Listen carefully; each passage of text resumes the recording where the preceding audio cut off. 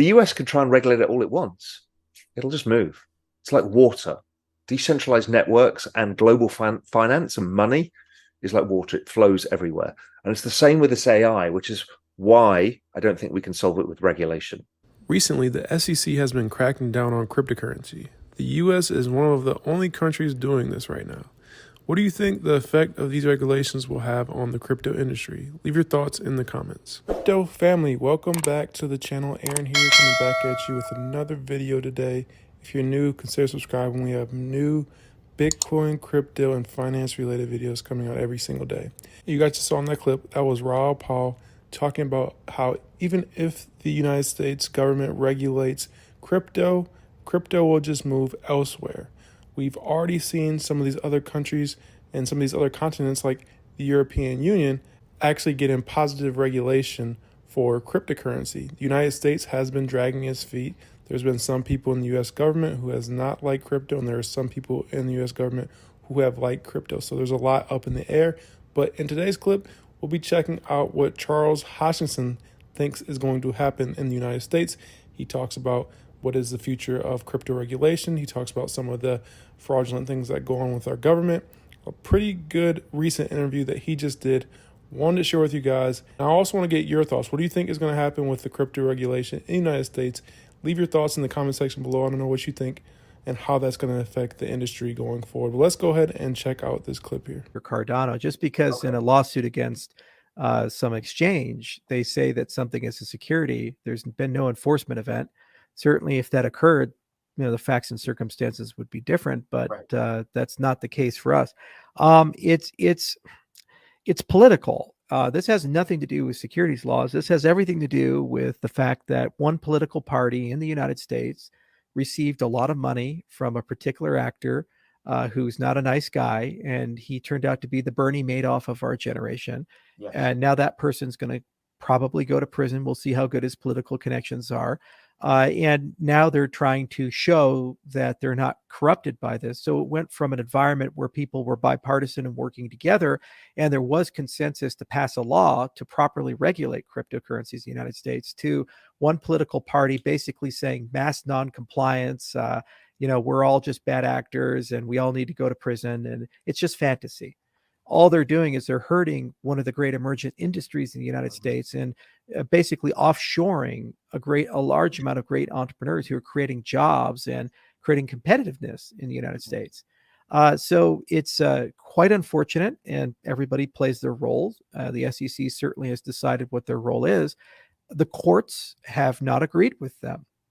Some cases they win, some cases they don't, but there is a notion of restraint when people overreach. And if they take it too far, the Howey Doctrine itself could actually get challenged. This is a Supreme Court that overturned Roe v. Wade. This is a Supreme Court that chipped away at bedrock institutions like affirmative action. So they're now looking at the Chevron doctrine. So there's only so far a regulatory agency can go without authorization of the law. And the government is not unified. The other political party, the opposition party in the United States, they've gotten very aggressive in their statements about government overreach, not just with the SEC with respect to cryptocurrencies, but also ESG policy. And so they're kind of upset about it. And just because one political party is in charge today doesn't mean that that political party is going to be in charge forever. Political winds change and people have long memories. So I think in the short term, it's deeply frustrating, and I fully appreciate how expensive, time-consuming, and painful it is for people. But I think in the long term, it will eventually get sorted out, and a law will eventually be passed that introduces new statutory definitions, like an auxiliary asset, like the FIA is proposing, where it's not quite a commodity, it's not quite a security. The problem is that we lack basic definitions. Yes. For example, what is decentralization? In fact, it was so bad, we created an objective metric called the Edinburgh Decentralization Index out of the University of Edinburgh, just to try to measure Bitcoin and other things. So you at least have a number that you can look at and say, okay, Bitcoin is 0.65 or something like that. So at least that's a basis to talk about decentralization, if that's useful to people. But we don't even have a definition of that. There's 9 different types of assets that a cryptocurrency could be. A token could be everything from a security to a commodity to a loyalty point, other things like that. NFTs are a great example. of that. Like, what are they? They can sometimes look like securities because they pay royalties. In other cases, they're collectibles. And of course, they have an expectation of return in many cases, but people have an expectation of return buying gold. Yes. Just by having that doesn't make that a security. And where is the investment contract? It might be clear where there is an issuer, but in other cases, if you don't even know who the counterparties are, you have a contract with some arbitrary person you've never met. That's a prior restraint doctrine if I've ever seen that or heard that. So, there's a lot of complexity here. And the problem is that normally when there's this kind of complexity, like we had in the 90s with the internet, they passed the Digital Millennium Copyright Act. And they passed other laws to try to basically create some guardrails for how to regulate the internet in the United States. Well, in the case of the United States, the normal organ, the legislative branch that's supposed to pass a law to create clarity, it's not working properly because of partisan politics and because of some historical events. So in lieu of that, it's a land grab, and basically executive agencies are just going and doing what they want to do, and they're treating everything like a nail because all they got is a hammer. And they'll just keep pounding and pounding. Now, does this affect the global markets? No. There's MiCA in the European Union. They've moved on. The Middle East, the MENA region has completely moved on. Singapore's moved on. China's moved on. Japan's moved on. Korea's moved on. Even African nations like Nigeria are starting to come up with ideas of what to do. And so there's very likely possibility that the African Union as a whole will move on their cryptocurrency policy before the United States does. So it's pretty embarrassing that the richest, most powerful country in the world, and the one with the largest financial markets, can't get this done because of a bureaucratic process. And it's deeply frustrating for us in the industry because we just want to build.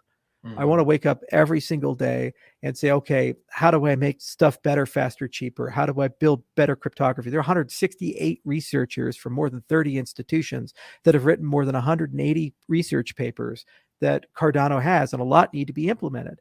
Intersect just got formed not too long ago, and that's the open source custodian to kind of bring everybody together in the community and have them work as one giant open source project like the Linux Foundation does for the Linux kernel. So there's a lot of building to do, and there's zero value or negative value in bickering over pathetic definitions over a decentralized system. I could die in a plane crash tomorrow. Cardano's still here. IOG could go out of business tomorrow. Cardano's still here. Still got a multi-million person community, more than 100 countries. So don't tell me that this fits some sort of arbitrary definition because all you got is a hammer and you're looking for nails. It's a distraction. It's an unnecessary one. And I just wish people would do their job. I wish the House of Representatives would pass a law. There's a lot of good ideas that have been floating around, and then we can just get to the business of business and as an ecosystem move on and continue the revolution. Thank you for watching all the way to the end of the video. If you're new to the channel, please consider subscribing. We have new videos coming out every single day.